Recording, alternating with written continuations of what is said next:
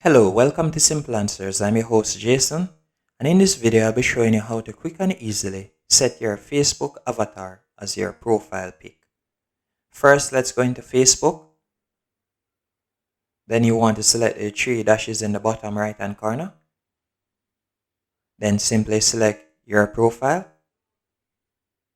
Then you'll select the right beside the profile pic. At the moment, you'll select the camera icon.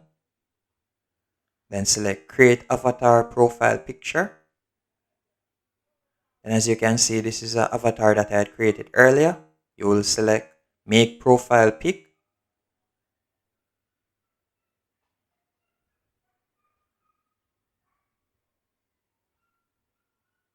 And then you can simply choose the background you like for the avatar, or the pose that you like. Then here you can also select if you like it public or private. Then press next. And you can set it for the time that you like, if you like it for a day, for an hour, or custom. Then simply press save, and that's it. Hope you found this video helpful and informative. If you did, be sure to hit the like button and subscribe, and thank you for watching.